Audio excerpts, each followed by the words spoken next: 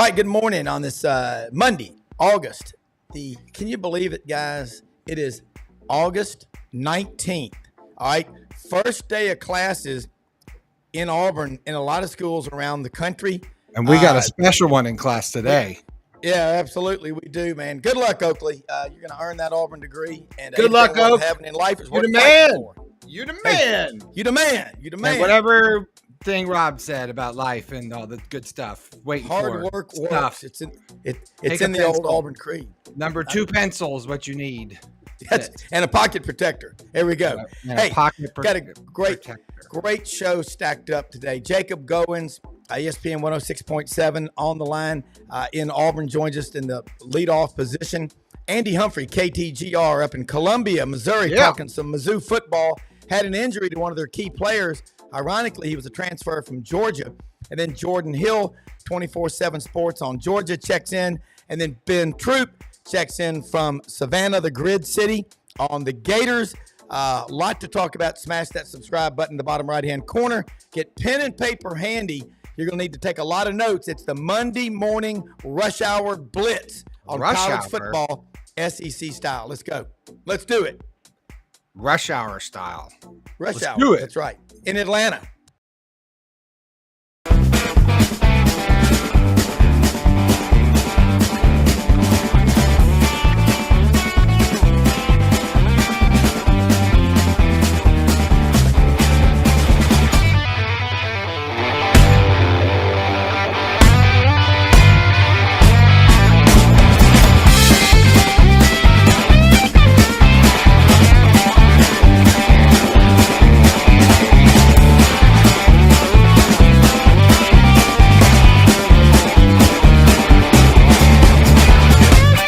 Sidelines with Rob Browne.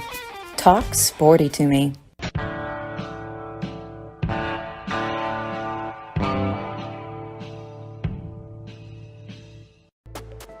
Hi, Rob Browne here with Jacob Goins and ESPN 106.7 on the line in Auburn.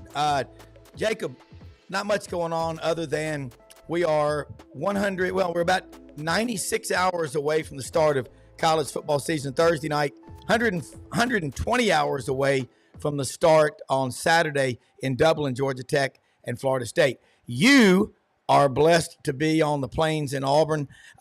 Practice is going along. They're kind of getting through the preseason camp, getting ready for the season to start. A lot of new freshmen coming in, transfer portal guys. Make sense out of all of that so that everybody in the free world with 2 ears can take notes and learn, because you know what you're talking about. So you're muted. You're muted. Okay. Yeah, there you go. There we go. There it is. There we go. Act like I've used technology before, right? No, I appreciate you guys having me on. And there's just so much happening down here on the plains right now. All spring was just a ton of hype, right? Because you had a lot of the freshmen on campus, but not all of them. And then you went through summer workouts, and it was talking season, but in this day and age, there's really never nothing to talk about. There's always something going on, right? Then we had SEC Media Days in Dallas in July, and now we're here. Fall practices is basically wrapping up because the season starts next week. Game week is next week for the university. And so there's just been so many different storylines from the freshman wide receivers and transfer portal wide receivers and a quarterback, not necessarily quarterback battle, but questions on, is Peyton Thorne going to be better than he was a year ago, right? DJ Turkin running the defense. I mean, there's just been a lot happening here, but all good things. I really don't have anything negative to report. I mean, a couple of guys are banged up, but everybody's had that problem. And Auburn's on the lower end in terms of guys getting hurt for the season, which we've seen around the SEC already. So overall, good things are happening so far, and can't wait for the season to start. Jacob, last year, Auburn signed 5 kids who somebody rated 5-star. You know, Cam Coleman out of Phoenix City, Perry Thompson out of Foley. You've got Amarius Mims out of North Carolina was a 5-star. Jamonte Waller out of Picayune, Mississippi was a 5-star. And you know, you look at these guys, and DeMarcus Riddick out of Clanton, Alabama was a 5-star until he decommitted from Georgia. And I'm being tongue-in-cheek saying this, but that's a pretty special group who stood out among those freshmen, say, even from that elite crowd?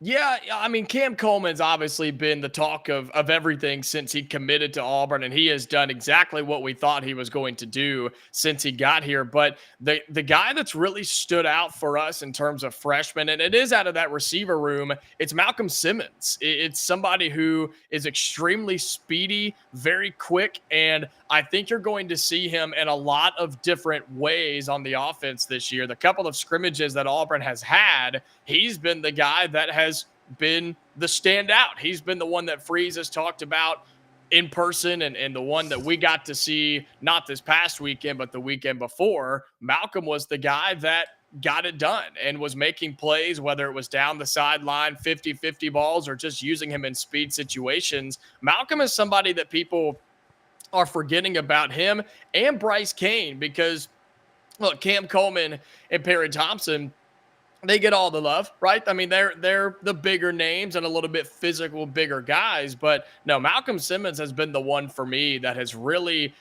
overshot himself. And not that he didn't have high expectations already, but he was overshadowed to begin with. But I don't think that's going to be the case anymore. I think Malcolm Simmons will be a huge part of this offense this year.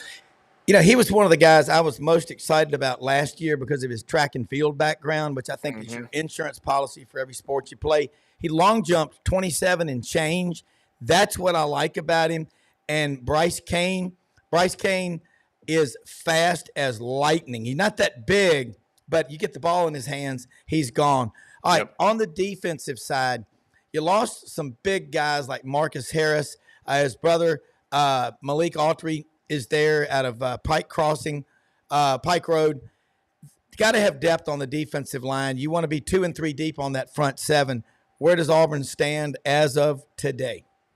I think they feel pretty good, and I think we're still learning a little bit about exactly who that's going to be. And luckily, right, Auburn has those first 3 games to kind of figure all of that out. Same thing on the offensive line, too, is, okay, we have an idea of who could be there, but I'm curious on who rotates in. Where do they play? Yeah. They even said they're still trying to figure out where to play some of these guys because they just need to know, okay, are they better at the tackle position, offensive line or defensive line? Are they better at the edge? Are they, just still trying to decide exactly where they want to put all these guys. But in terms of depth, I think they're going to be fine.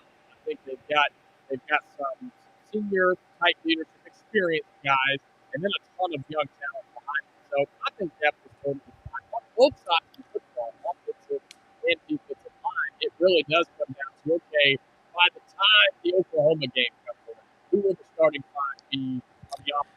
Yeah, Jacob, your volume, can you work on your volume? I couldn't hear part of that. Okay. Is that a little bit better? Yeah, that's much better. Yeah. Okay. So let's talk about that. Your rotation, Amarius Mims is a big one. As Coach Dye would say, he's a big one. And Jamonte Waller, edge rusher type of guy. You think about a guy who's been in the program for a long time, Zykevious Walker. I mean, he's a 4th or 5th year player. Again, that's rare in these days. I would bet he is a veteran in terms of leadership. I think it's going to prove valuable to have him on that roster. I respect what he's done. Yeah, I do too. And having those types of guys who have all praised DJ Durkin as their defensive coordinator, that's what I'm most excited about is how can DJ Durkin use those types of guys, the experienced guys and the young guys who are just animals and are going to be freaks in a few years. How can he use them to his advantage? And they've all just raved about him. And in the scrimmage we got to see a few weeks ago, they did not show the same defensive set twice in a row. They changed it up on every single play, and the offense just had no idea what to do, coming from different areas, moving different things, having different checks. Like it was really impressive to see, and it was a combination of those guys up front, of the deep linebacker room, and even some of the guys in the secondary where, sure, there's a couple of experienced guys, but Hugh Freeze has continued to say there's a lot of young puppies back there too. All right, offensive line. Auburn went 4 or 5 years, just offensive line just was haunted. It was so bad. The offensive line room. It's gone from, a couple of guys, SEC caliber. The day Freeze took the job, you might have 14 or 15 now. Talk about the depth in that room, because it all starts up front, always has, always will. And it's all going to start with Connor Lew at the center position. Yeah. That's what it's going to start with. We knew when he was being recruited and when he committed, people were telling us this guy's going to be playing on Sundays in a few years. He was that good, and you could see that he was going to be that good. And I think it starts with him. He's about the only one to me that is just 100% locked in right there in the middle. As I was saying a second ago, everybody else is sort of on rotation. It's trying to figure out, okay, do we want to put this group of guys on the field? Do we want to put this guy over here? Like, just in names like Tutal Miller that people are, familiar with, and those types of guys. And what's been fascinating is a couple of names that we weren't really expecting to do a whole lot have gotten early praise from Hugh Freeze. Braden Joyner, the Auburn High School product that is on campus. Hugh Freeze has mentioned him in every press conference so far this offseason, just how he has impressed. And so look out for guys like that, Rob, that maybe we didn't understand or didn't think were going to be a part of it, but that feeds into the depth of what Auburn's doing on the offensive line. And you said it, we haven't had this in, a handful of years, and it's so refreshing to see. All right, another storyline that's been developing this whole offseason is Alex McPherson out of Fort Payne. Perfect on field goals last year. His status just kind of day to day. Mr. Magoo, Towns Magoo, the kid from Auburn High School, really stood out in the spring. You hate that McPherson's out, and where's that going? What's happening there? But talk about the special teams, because they're a third of every game. Yeah, it's really unfortunate with McPherson, because he's such a talented kid, and he's such a great kid too. And I don't think that it's going to be a career stopping thing. I don't think he's just completely done. I've heard he's getting better, starting to put on a little bit more weight. It's some sort of a stomach issue, and they haven't given us a ton. And you know what? That's not really our business. But sure. He just hasn't been healthy. And so Towns Magoo is somebody that I had a pleasure of seeing since I was here in Auburn a year ago, and he is unbelievable. I mean, the kid can hit 70-yarders when he wants to. And so and I'm not joking. Like, he's that good. It's unbelievable, right? And it's like you shouldn't be able to do that in high school football, but he could if he wanted. And so Auburn is going to be fine in the kicking game. Auburn's still good in the punting game. We've asked Hugh Freeze about like the return game and things like that in terms of kick returns and punt returns. Sounds like it's going to be a combination of Perry Thompson, which is exciting but kind of scary. Jarquez Hunter, same thing, exciting but a little scary. I think Keontae Scott will be on punt returns again this year, just a little bit, maybe not as much, but those types of guys. But Freeze has admitted that they still have work to do in that area, just from a ball security standpoint and blocking and communication standpoint. But you expect that still in August. But I think you're going to have a lot of talent back there. In terms of kicking, though, Auburn's going to be just fine. What are you noticing year one to year two in that quarterback room? I asked Peyton Thorne, you were there at Media Days in Dallas. You've got Walker White, Hank Browne, Holden Gariner.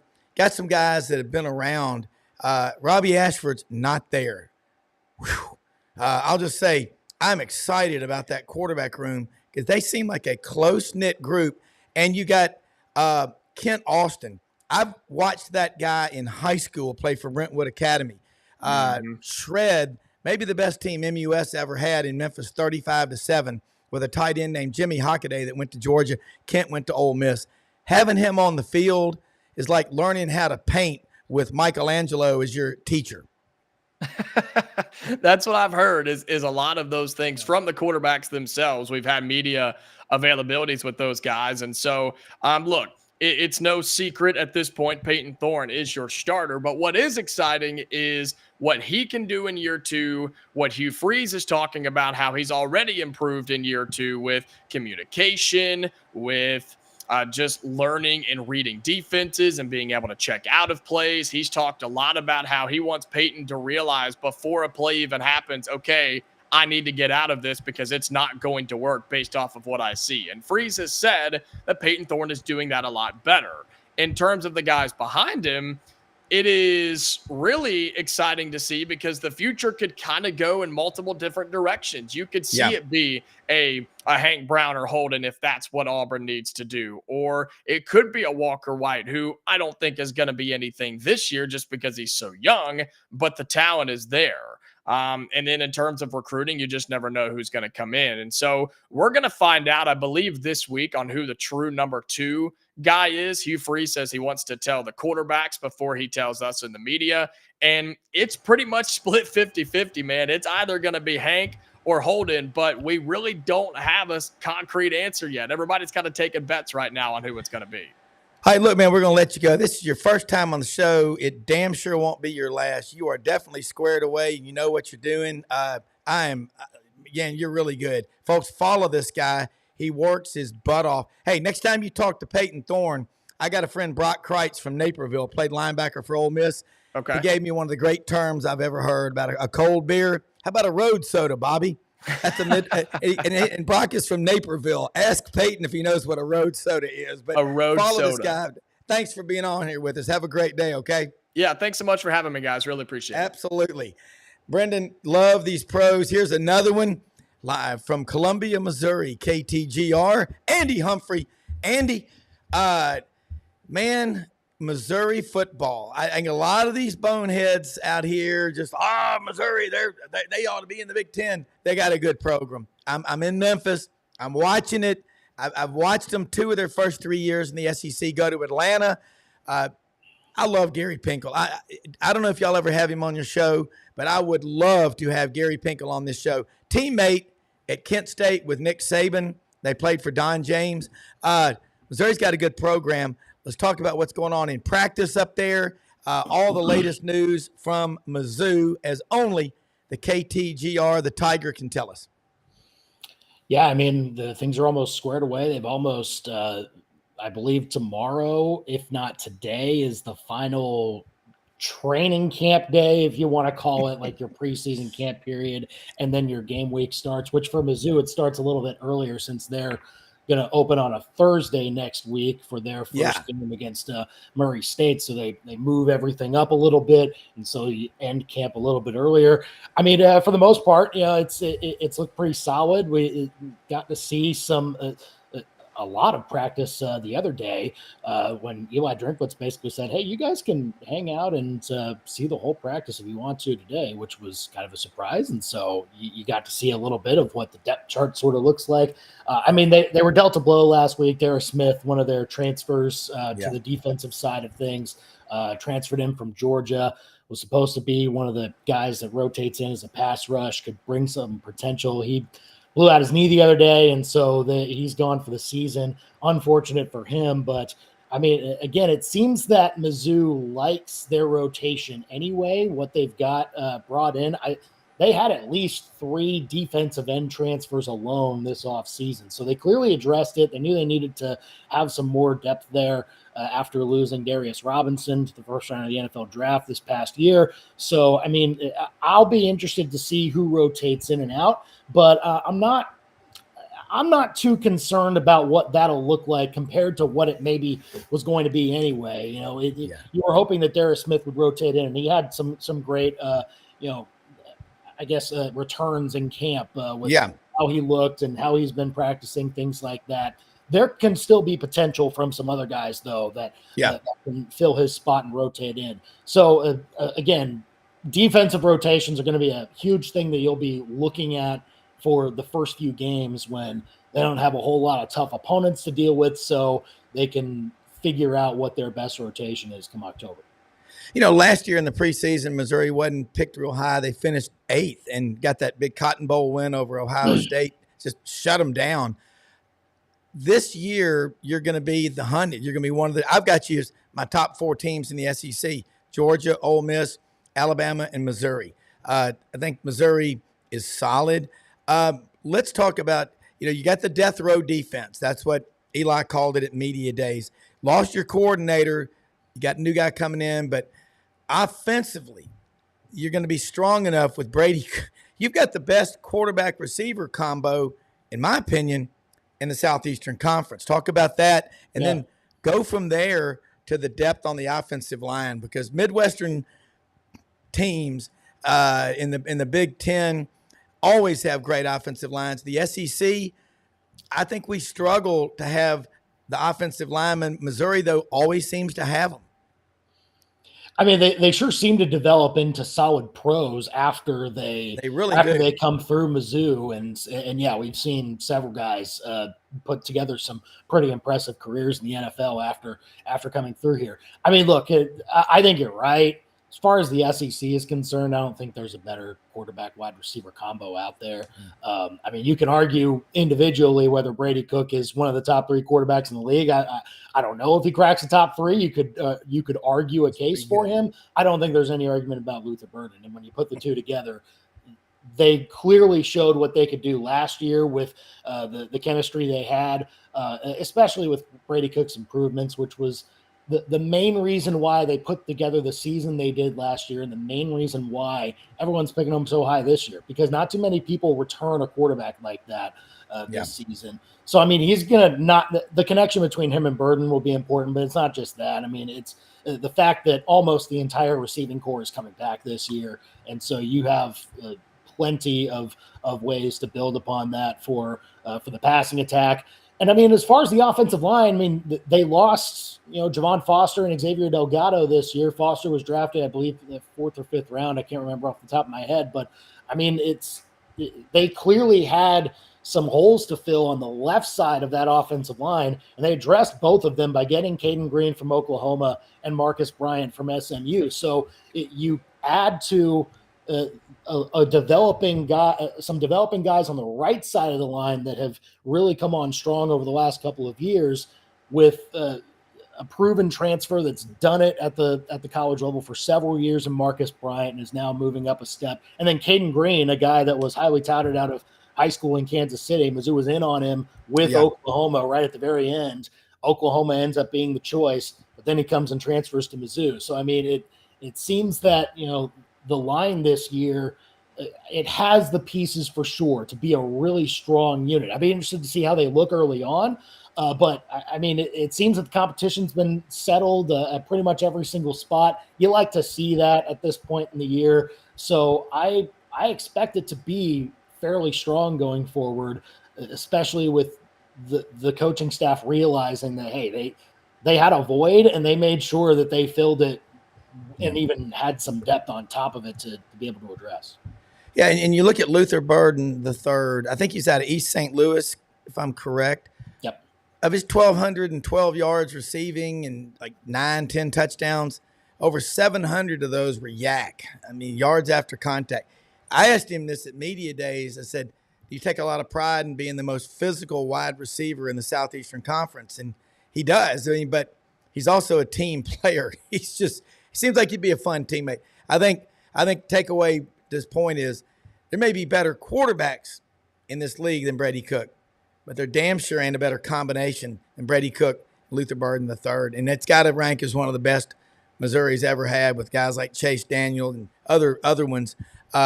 So now you look at the schedule for Missouri. Last year, this year, every year is different. People get caught in logo fever. That's just what happens. It's always different when you play those games. What, as a guy that knows the Missouri program inside out, what are you hearing they're most concerned about game-wise? I mean, they've got some – listen, it's the SEC. There's nowhere to hide, nowhere to run. No, for sure. I mean, very clearly their hardest games this year. I mean, you could pick out 4 of them that I think will define whether or not they're making the playoff or putting together a successful season like they did last year. And it's at A&M, it's home against Auburn, it's at Alabama, and home against Oklahoma. Like, I mean, the other 8 games on your schedule, you have to just kind of assume that if you're gonna live up to the hype that everyone's giving you, then you got to win those games. Like, it's a given. And then you decide how far you go based on how you do in those 4. And so I think it'll be interesting to see how they navigate through that. Those games are spaced out on the schedule very well for Mizzou. I keep questioning whether Eli Drinkwitz wrote the schedule himself because it's very, very favorable. Of course he did. He went to Birmingham. Right, exactly. I mean, you get a bye week before at A&M and a bye week before the Oklahoma game, and the Alabama game comes before that bye week, and you just the way that it works out. I mean, it's not only that you don't have all that many tough games, but it's the fact that you have time to prepare for those tough games too.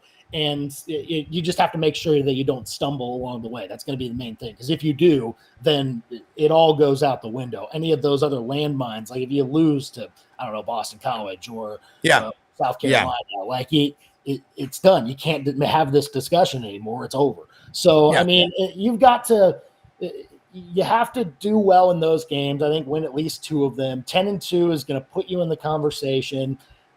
I keep looking at all of the combinations that it could be, and I'm not really in the camp that 10-2 is a record that you feel excellent about if you're Mizzou getting into the playoff as an at-large. I think you have to be 11-1 in order to really feel good about it and basically seal your spot. It'll depend on where the 2 losses come from, right? And where they are in the schedule. Like, I don't know if because Alabama and Oklahoma are right next to each other on the schedule. With a bye in between, though. With a bye in between. But, I mean, if you lose both of them back-to-back, I mean, that's November, and that's when the committee's coming out with their rankings. Like, you have to win when it matters most. Yeah, you're right. It seems that the teams that get the wins in November get more deference. And that helped Mizzou last year when they beat Tennessee when they did on the schedule and got a huge bump from it. So I keep thinking that those 2 games carry a little more weight than the other 2. But again, you have to make sure that you split them at the very least, and then maybe the committee will let you in. But I think if you want to feel good about it, I think only 1 loss is going to be affordable for this team going forward. Well, that's a sign. I love that breakdown that you did, because that's like an engineer would do it. That's where Missouri is. You're thinking, okay, we got 8 games. We know we're going to win. That kind of confidence. Those other 4, I really believe if you split, and let's say you got a win over Alabama or a win over Auburn, and Auburn's not there yet, but Oklahoma, those are sexy names. That's like, I had a date with how many women after Elvis died came out and said they had a date with Elvis? 5 million. Look, Andy, y'all are getting it going at Missouri. I have fun watching this program, and that's what we love doing on this show, is bringing in reporters from all these different schools that cover them on the beat. One last question before we let you go on the Monday morning rush hour football blitz. I asked this to Drinkwitz. Cardinal Nation passion, Mizzou fan passion. Can you marry them together? Is that starting to happen? I mean, I think at times, I don't know if it's officially happened, but there's very clearly a connection. And I mean, once you have this time of year happen, you're able to not only follow the start of college football season, but I mean, the Cardinals are in the race too, and it's relevant still. They are kind of fading out here recently, so we'll see how much longer that fever lasts.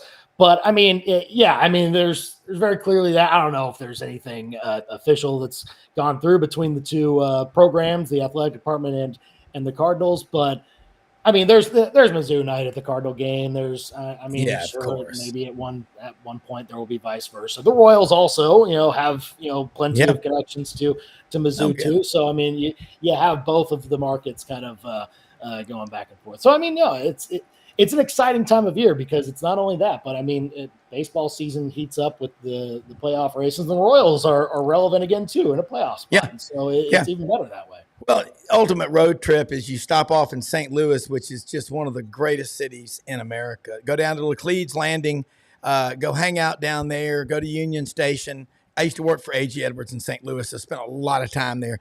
And then go over to Mizzou, 107 miles west on I-70. Catch him every day, Andy Humphrey, KTGR Sports in Columbia, Missouri. Knows the Missouri program inside out. Andy, thank you. Let's do it again here very soon. Great information, and we'll be following you. What's your Twitter handle? Yeah, it's at Andy R. Humphrey, and then our show is at KTGR Big Show. You can follow us there, and tune in for what'll be a highly anticipated season in Columbia. All right, we'll retweet you. Give us a retweet anytime, and again, have a great day. Appreciate it. All right, thanks, Rob. Oh, you bet. I tell you what, man, Jordan Hill, 24/7 Sports. I like that background, red and black. Man, talking with a lot of Georgia friends over the weekend, and one of them, Jeff Boone, he grew up in Athens. His brother owned a bar over there.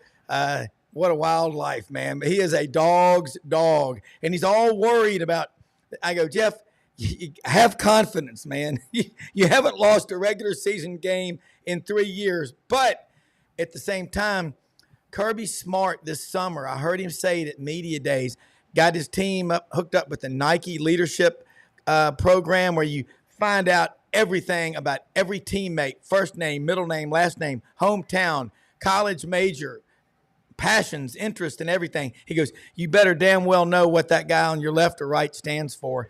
As long as you got a coach that's that hungry, I think this machine keeps on rolling. Am I right, wrong, or insane? No, I think you're right. And I think the biggest thing with Kirby, and I think they figured this out in the last 3 or 4 years, I think it took a while. It's sort of what you're talking about, Rob, figuring out the importance of knowing why the guy beside you is doing what he's doing. I mean, they talk a lot about knowing your why. And they have meetings in the offseason. They call them skull sessions. And a big part of it is just the players getting to know each other better and understanding, what it is that motivates them, why they're at Georgia, what they want to get out of being at Georgia. And, I think that it's helped. You think about being in the fourth quarter, being with your back against the wall and needing to make a play. And, you know what the guy beside you is fighting for and what motivates them and why they wanted to be at Georgia in the first place. Yeah. I think it took Kirby a while to really understand the value of that buy-in between the players and not only, trying to get the best players and trying to help them develop, which they had really done even before they had hit this point in the program, but trying to get everybody to really buy into the collective, mantras and the collective goals of the team.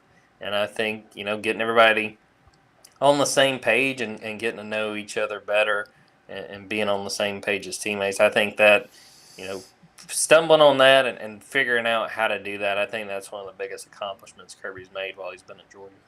And I was just going to say, Rob, it's like I always throw out the Phil Jackson, right? Phil Jackson was so great. It's like having a lot of talent at one time. It's kind of Kirby's that times and personnel, right? That takes a different type of psychology. The great ones have a psychology, so like they all should be psychology majors. I think Urban Meyer was a psych major, but these sort of the great ones know how to motivate without screaming and yelling. Kirby kind of does a little bit of both, but in your opinion, I know it's a broad opinion, but how does he sort of, motivate? You've been around him. I know what it's like to cover the beat. And, you get into these press cards, you kind of get to know him a little bit. Do you feel like you got a good sense of how he motivates?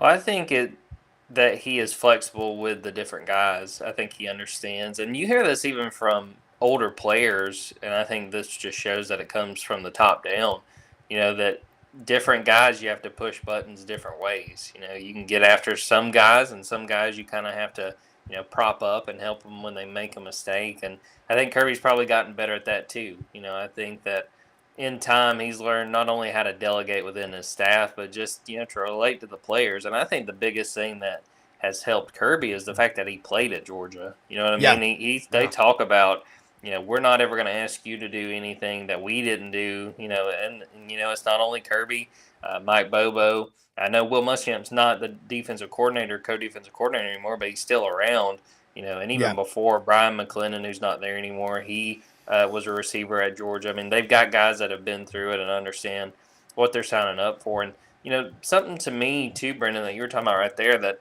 really honestly amazes me every portal cycle. I'll have a list of guys, and it's not so much, intel that these guys are leaving, but you just sort of look at the depth chart and you say, okay, it makes sense if this guy leaves. And it's usually about a quarter of what you would think would leave. I mean, they get real buy-in from these guys, even the guys that don't play very much. And something that we've heard Kirby talk about, I think about Julian Humphrey, who's one of the cornerbacks trying to win a starting job this offseason. He told us in the spring that basically the coaches said, look, you're better off being a 2 here than transferring and being a 1 somewhere else because you're still going to get developed. You're going to practice against some of the best receivers every single day, and guys buy into that. And I give Kirby and that whole staff a lot of credit because I can't blame any of these kids, especially backups, to go, look, I'm not playing. I may not play next year. I'm going to leave. They do a very good job of getting those guys to buy in, to stick around, and time again, it's really paid off both for the players and for the team. Jordan, how much impact, we've talked about this all year, is Trevor Etienne going to have? I know it's like my Etienne report every time you come on, but has he broken a leg or something yet? I mean, the Gator bit his foot off or something. No, but he'll be the lead back. And really, he's going to be number one. Surprised that he was voted. He was one of the top preseason All SEC running back selections. I think I had him as like my 4th selection just because we still don't really know what he's going to do. We haven't seen him at Georgia, but there's a lot of excitement about really not just him. He'll be the lead back. I expect him to have a chance to break out, behind what I think is one of the best offensive lines in the country. But people are really excited about this run game. That they've got a freshman, Nate Frazier, who people were excited about before he got here. He arrived in the summer, and he has probably been the talk of fall camp. I mean, he's been really, really impressive. Had about a 40-yard touchdown, I was told, in Georgia's last scrimmage on Saturday. Wow. So it's really not just Trevor, who, again, I think he'll be the lead back, but they've got Nate Frazier. Branson Robinson, a guy that's come back from injury that I think is well ahead of where most people expected him to be at this point. He got hurt last August, and he's been looking really good. So people are excited about this run game. I feel like they should be. Years. Say what now? They should. I mean, they should be. Look, Etienne is a special back. I mean, what he did at Florida with no offensive line, and the way that he hit holes, the explosiveness, his speed. I mean, as a football fan, I'm actually excited to see what he can do against everybody against Florida. But I mean, I think he's going to be special, and especially if he doesn't have to carry the load. Right, and I think that's the biggest thing, and I do think that they feel pretty good about where they are behind him. Now, one of the guys that I would say is probably their next backup, Roderick Robinson, he's been dealing with a toe injury. Yeah. And it's sort of been all over the place on just how severe it is. We might get a better idea of that. We're going to talk to Kirby on Tuesday. So if he's not available early, that is going to be pretty significant, but that probably just opens up a door for Nate Frazier, and he's wearing number 3. I don't know if y'all remember Todd Gurley wearing that number 3, but Georgia would love if he would play that position like Todd Gurley. Was that the only injury bug? Was there any other major injury? Bigger, really, other than that, defensive line's a little banged up. Jordan Hall's a guy that from Jacksonville, actually, that's been beat up, had an injury on one leg to start fall camp, and then kind of rehabbing it. Got the same injury in the other leg. I don't think he's going to be back for the Clemson game, but I don't think it's going to be something that lingers well into the season. And then another guy, Warren Brinson, another defensive tackle, started 3 games last year. He's been a little banged up. I don't think that's serious. I think they're just trying to be smart about it. But knock on wood for Georgia State, they've done a pretty good job of avoiding a long-term injury. They've come out of fall camp to this point pretty healthy, and I know that they want those guys healed up, some of the getting beat black and blue from some of these practices. But other than that, they've been pretty healthy to this point. One of the things along the line of what Brendan's line of questions point toward is Dabo versus Kirby Smart. Dabo's pretty organic. He likes the high school. He's not big into the portal and all that stuff. Kirby gets guys, and I like what you said because I see it in the business world outside of this. Is you got to get, look, man, you're not going to be the top salesman on the floor the first year or two unless, somebody just delivers something in your lap. Then that doesn't happen very often. I like Carson Beck, ESPN, and they see it. Here's a guy that I'll just keep plugging and plugging and plugging. And I think the takeaway from what you've said so far is They tell you you're better off staying here as a 2 and being developed. That's the brilliance of that staff. Yeah, I mean, I think they deserve a lot of credit, especially Carson specifically. Could anybody have blamed him had he transferred? I mean, he watched a walk-on beat him out, and take over, and then Stetson decides he's coming back for another year, and I give Carson a lot of credit because he could have not only could he have left, but guys, we see these quarterbacks in the offseason. There's some pretty big opportunities. It's not like Carson would have left and he's got to go to a Sun Belt school. There's no other. He could have transferred and played somewhere else. Yeah, correct. And had real opportunities, but he really liked being at Georgia. He's talked about this. He really liked the development he was getting, and I know that it was hard on him, and I'm looking forward to the Friday before the Clemson game writing a big story on him. But, he talked about in 2021 when JT Daniels was the starter, he gets hurt. Carson thought, all right, this is my chance. I'm going to get the start. And he said, I didn't take that week, seriously. I didn't prepare like I should. And Stetson Bennett plays instead. And we know the story from there. But, yeah, Carson deserves a lot of credit for sticking around when it would have been totally understandable for him to leave. And it's paid off for him to the fact that, we're going into this season and people see him as one of the Heisman favorites. And there's talk about him maybe being the number 1 pick next year. Now, maybe that would have played out had he transferred, but I think he's been better off for what he decided to do to stick around. And I know for sure Georgia's better off because I'm not sure what they'd be looking at if they were with a different quarterback going into this year. Saturday, obviously, you just alluded to Georgia takes on Clemson.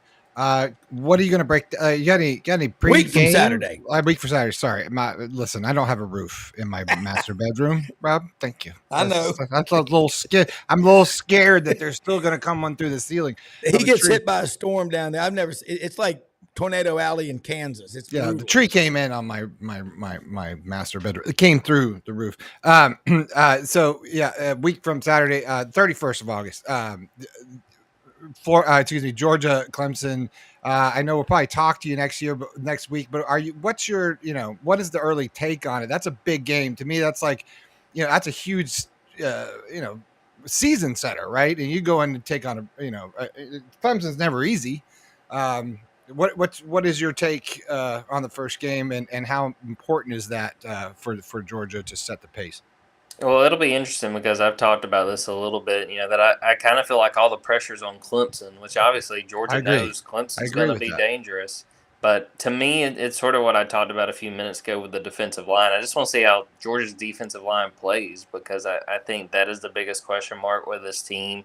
Cade Klubnik, I think, is a really good quarterback. They can't afford to let him get a lot of opportunity. And, I want to see that pass rush specifically. Christian Miller's a guy we've heard a lot about in fall camp. They really need him to take a step forward. And then Michael Williams, being on the defensive end, maybe standing up as an edge rusher, how exactly are they going to utilize him? So I think it's going to be a fun game. I think, again, Clemson, I think, has something to prove in this game. And I think Georgia understands that. And I think Georgia does benefit. They love having a marquee season opener because as much as Kirby doesn't want to talk about it with us, I guarantee you he keeps reminding his players, we got a big game. You guys got to get ready because if y'all aren't ready, Clemson is going to make for a really tough afternoon down in Mercedes-Benz. And I like that. I mean, you saw what happened when you beat Oregon 49-3.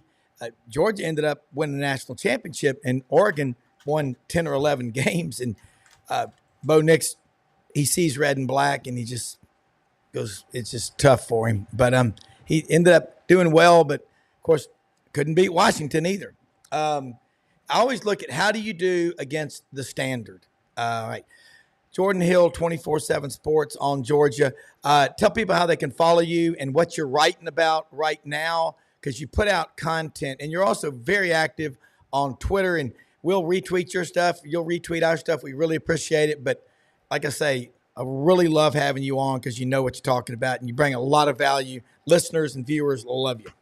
Appreciate that. Dogs247.com on Twitter, at Jordan Davis Hill on Twitter, at Dogs247. Yeah, Georgia's essentially through fall camp now. They had their second scrimmage. I think the prep's going to start on Clemson. So we'll get a chance to talk to Kirby and a couple players on Tuesday. So there will be good stuff out of that. And kind of wrapping up fall camp. And as we were kind of doing with Brenden, they're starting to preview Clemson, get to know this Clemson team a little bit better. And I'm just excited, guys. There's football on Saturday. Hell yeah!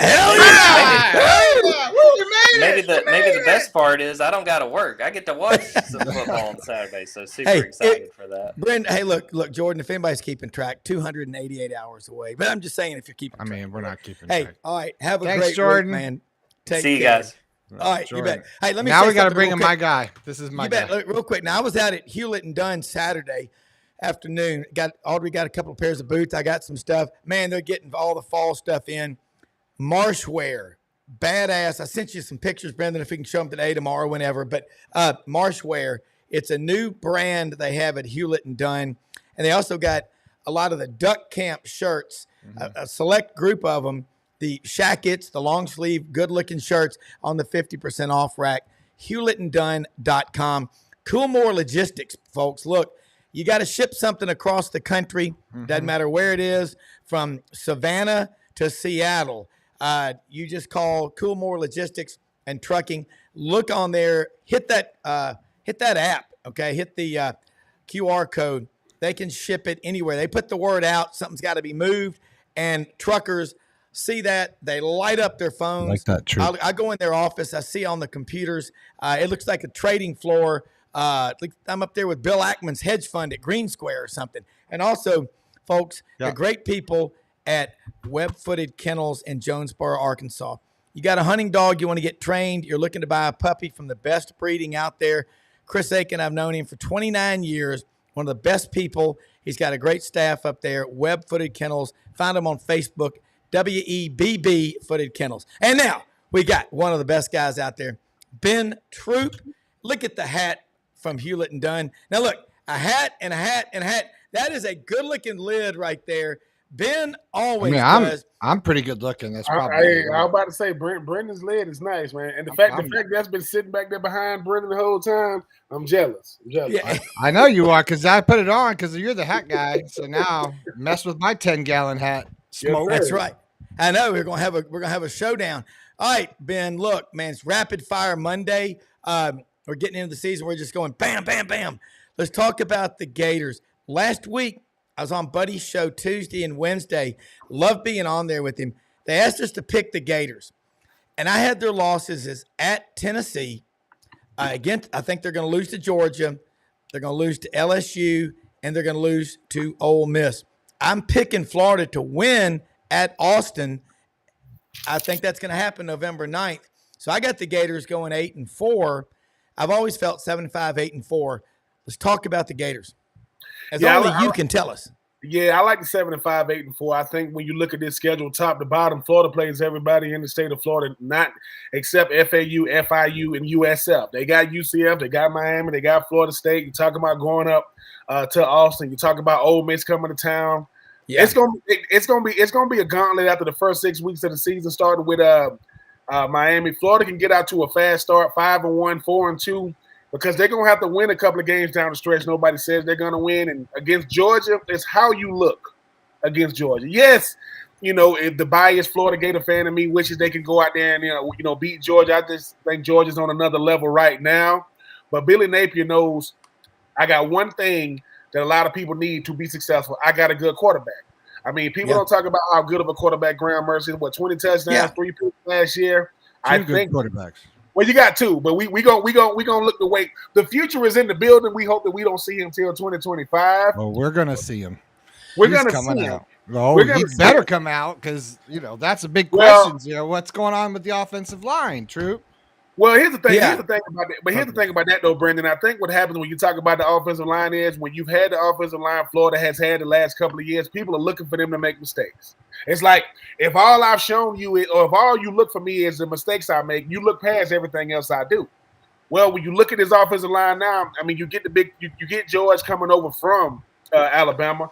You got Slaughter at center. You know, I mean, you got Austin Barber, at left tackle. I think you're going to have a much better offensive line. The health of Montreal Johnson is going to have a lot to do with the running game, even though I think we stacked there. Graham Mertz gave you 2,900 yards, 20 touchdowns, and all he had last year was, quote, Ricky Pearsall. Well, this year, he's added some weapons. And our defensive line, even though we got to replace the defensive tackle, is loaded. And we got safeties. We got a safety in Asa, who's not going to get the ball thrown over his head. Like, I think Asa is not the most talented safety you ever seen, but he is the smartest because he's going to get guys lined up. I know, it's all speculation right now because we haven't played anybody, but 7 wins, 8 wins with this schedule, Brenden and Rob, that's massive. You win, you go 7 and come on. I mean, to me, that's like you won the damn Super Bowl. I looked at the last for Florida. You won the Super Bowl. Hold on, I wanted to say, Rob, real quick. I don't interrupt you, but I just want to say, what do you do, Ben? What do you do, Rob? What do you do, Ben? Smoke. If you Graham Mertz comes out and he's not, because maybe he's getting pushed because that Billy did say we want Graham Mertz to play a little more risky, right? He kind of so he's going to want him to push it a little bit where he was real comfortable not throwing picks and not making mistakes. If there's a knock on Graham Mertz, he holds the ball a little bit longer than he should. That's sort of been the knock on him. What happens if you throw and he's not playing as well as you hope, and you bring in a Lagway who all of a sudden that's a whole different offensive scheme because you got to respect him on the run. Does that play a little bit more with the read option? Those kind of things with a guy like the legs like him, with an offensive line that's not as big or not it's not going to hold blocks as long. And maybe they struggle a little bit, but you got a guy who's going to make some plays. What do you do then? I think you have to wait it out. You have to be patient. That's the thing about the quarterback position, and no other position had. You got to wait it out. Derek Lagway, we looking at what he's done based on what he's done against people he's better than. He's not better than people he's out there in college with. He's not better than them. And the difference is this. RG3 when he came out, I think he ran like a 4.344. You know who caught him in the NFL? Haloti Ngata, a guy that weighed 350. That's who caught him. So in the SEC, I'm looking forward to DJ Lagway. Every time you pull the ball down, you make yourself susceptible to get hurt. Ask Cam Newton. Yeah. So dual threat quarterbacks are great to have, but they can't take big hits. If you look at they can't. And the thing about DJ Lagway, you think 240 pounds matter when you're getting hit by 240? Look at AR. And AR's the same thing. I mean, he's I want the thing about Graham Mertz is this though. Think about this for a second. When is 2,900 yards, 20 touchdowns, and 3 picks a bad year? That's a great year. Most quarterbacks would love. That's what Graham Mertz did last year. How much of it was junk points? I mean, that's what I want to know. How much of it was, in the game? Well, the thing about but you got to look at it though. I mean, Brenden, context matters, right? So if I'm in my first year in the system, let's go back to 2023. What was we waiting on? Graham Mertz is too big for him. He's not going to be able to play in the SEC. It's going to be overwhelming. We waited the whole year for Graham Mertz to be bad, and he wasn't. We waited on him to look average, and he didn't. That's where the offensive line that he got sacked 30 times, and he still did 2,900 yards, 20 and 3. You keep him upright. You let him utilize those weapons with the run game.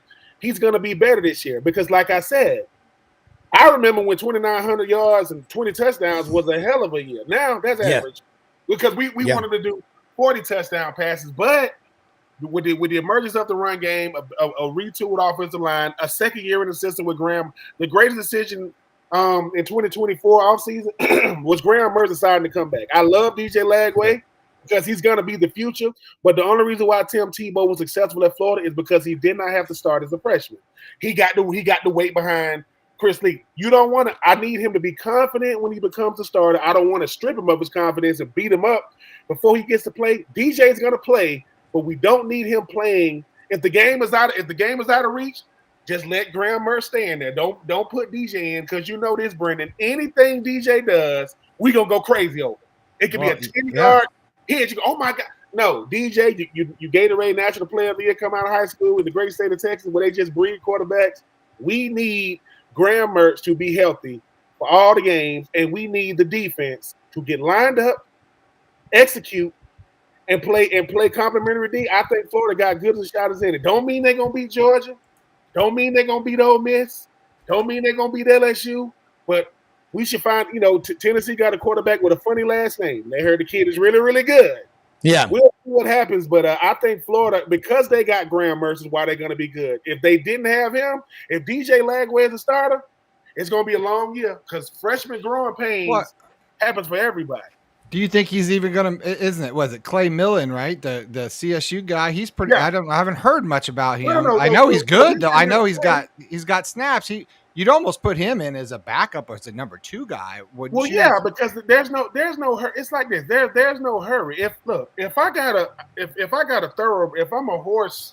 horses, and Brenden, we got a thoroughbred that's ready for the Kentucky Derby in a couple of years. We don't throw him out there right now because he can run. I want to get him ready. When I show him to you, I'm not putting him back in the stable. You can't do that with DJ. If you put him out there, that's it. You can't say, hey, DJ, we appreciate what you did. 19-year-olds don't understand, not being ready.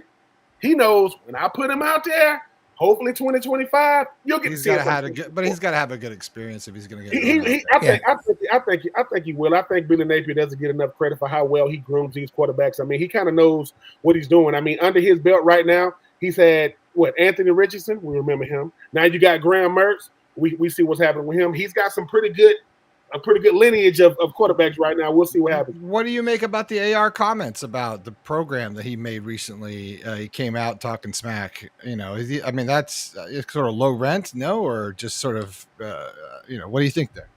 I didn't necessarily agree with what AR said because I think the thing about AR that he doesn't appreciate is they sheltered AR a lot. When I say that, I mean they featured him. That wasn't a real offense that he ran.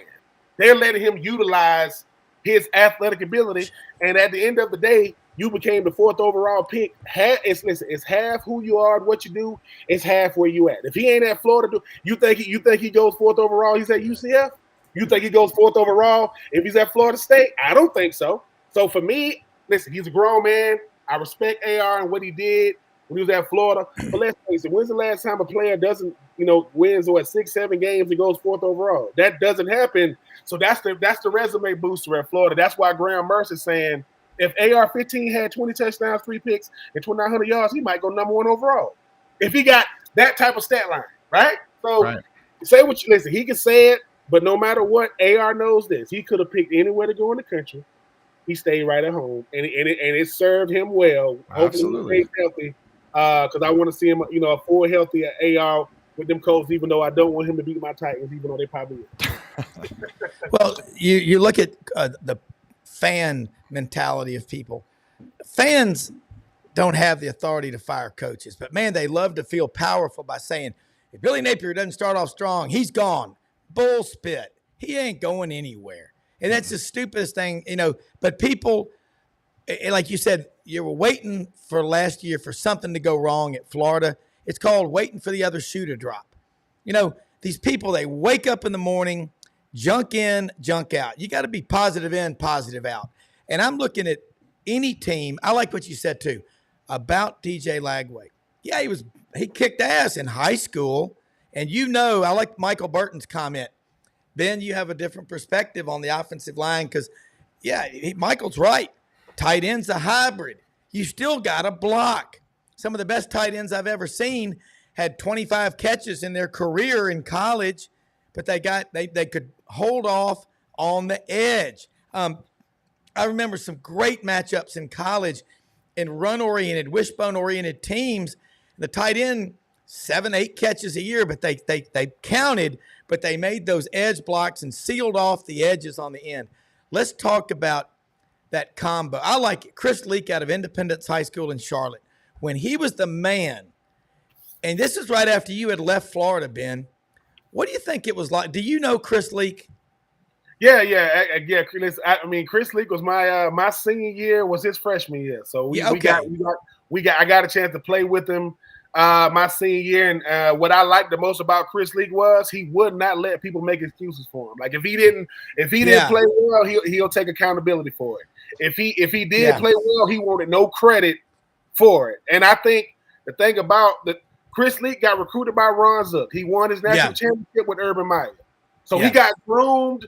He kind of went his first start in college was at LSU at LSU. That was his on the road.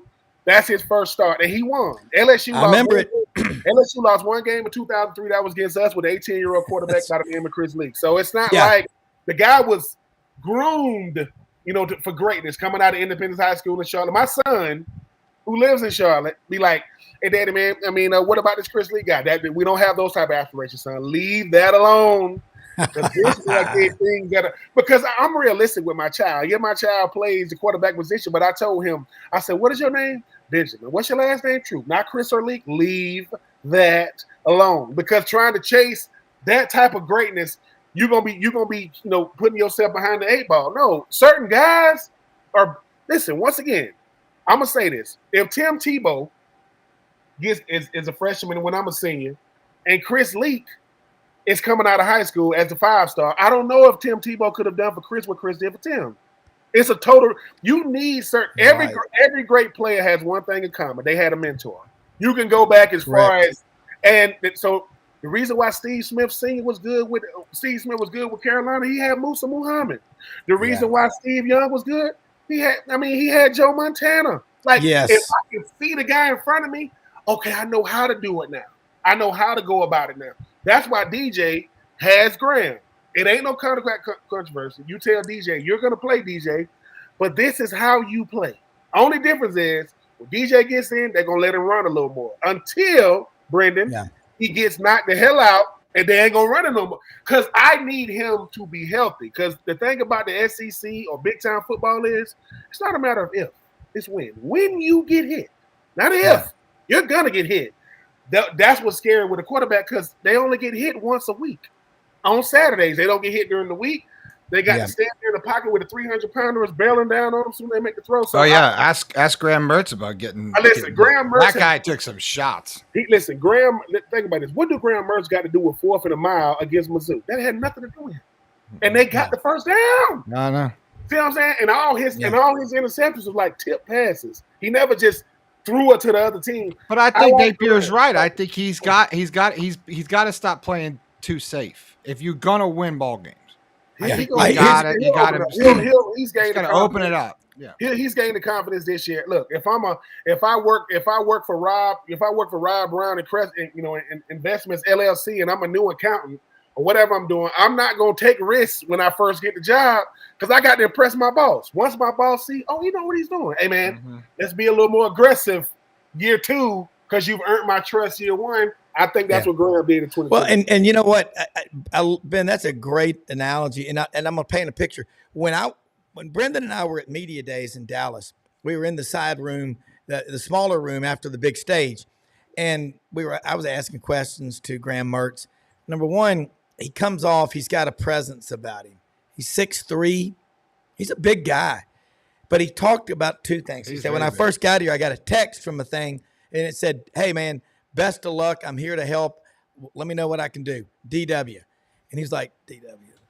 And someone said, Danny Warfel. He goes, "Oh, yeah." So he goes, "I hear he's coming to Dallas today. And if I run into him, I'm going to give him a big hug and say, thank you for everything you do for me."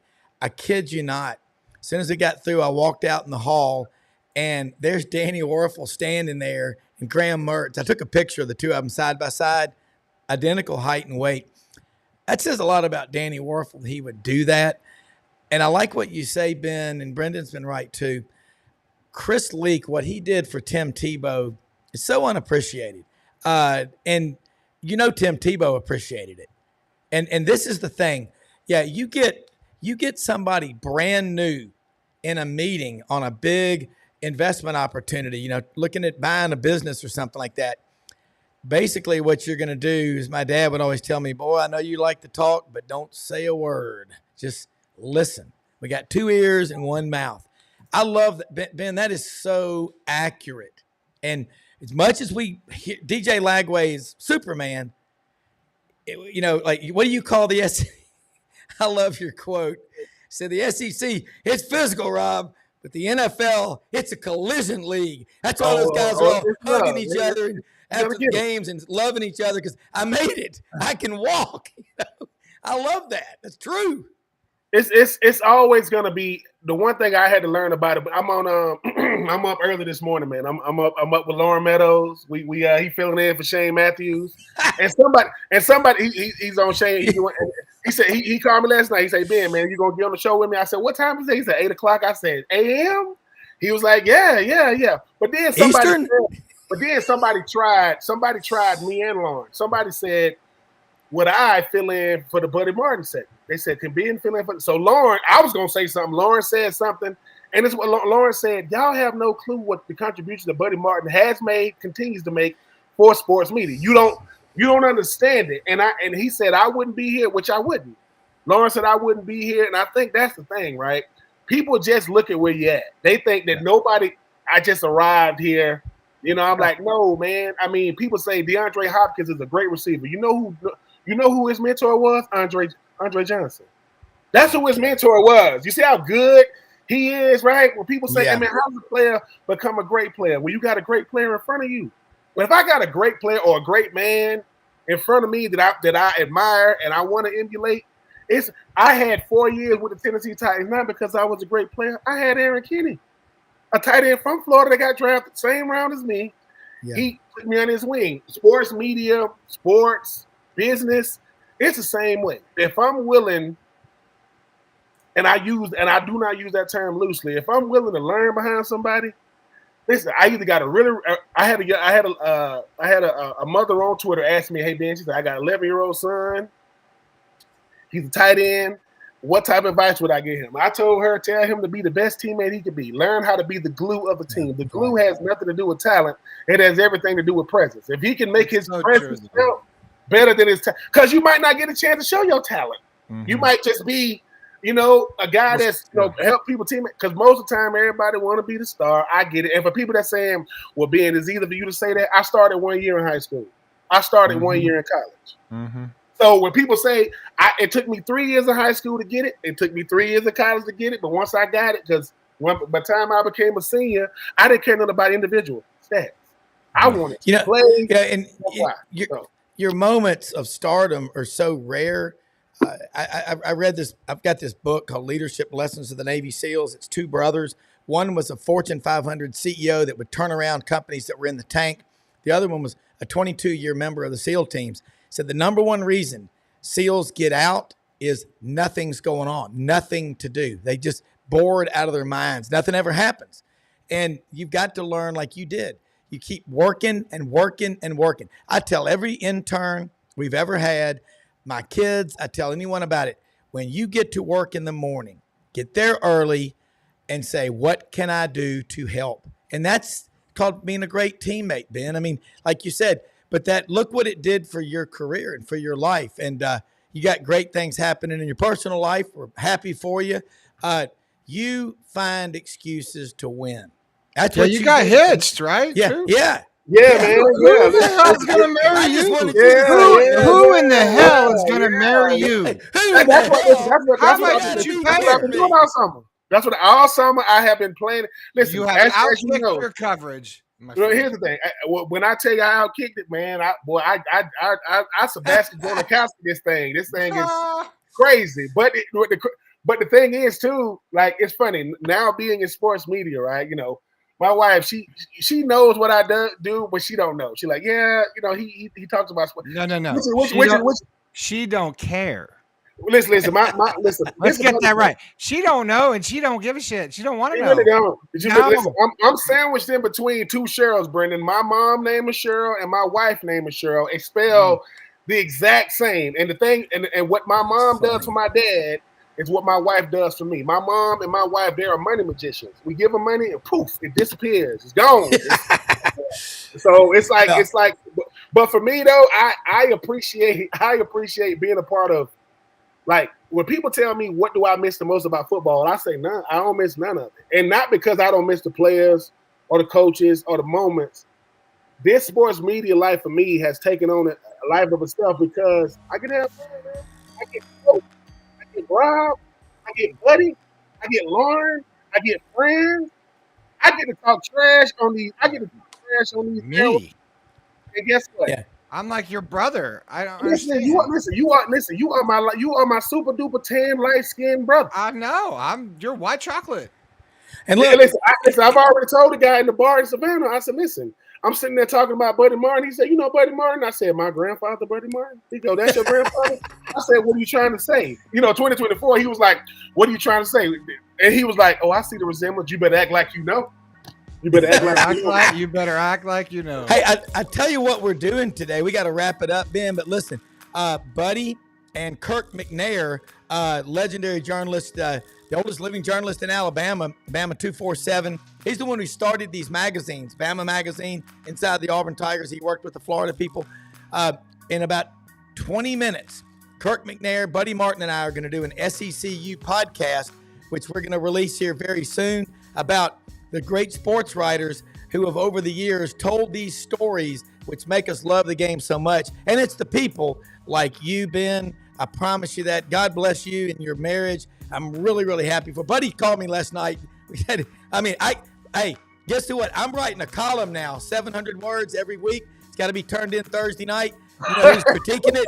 Buddy Martin, my journalism professor, who bears, by the way, a striking resemblance to my typing teacher at Christian Brothers High School, Brother John Michael. He'd say, don't look at the keys, you jackass.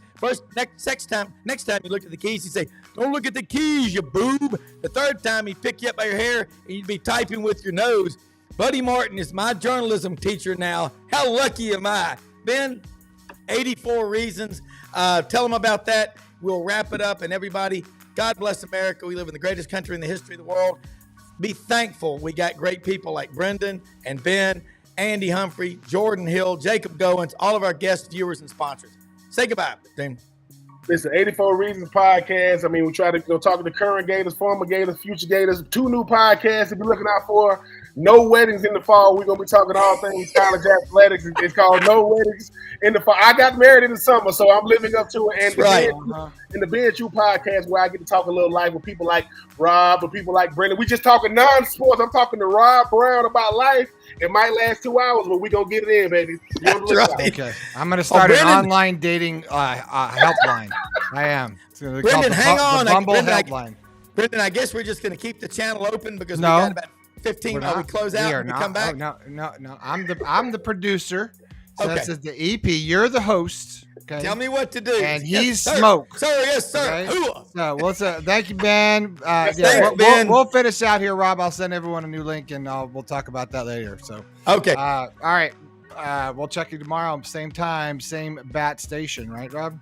That's right. Support our sponsors, and God bless all of our viewers. Appreciate you.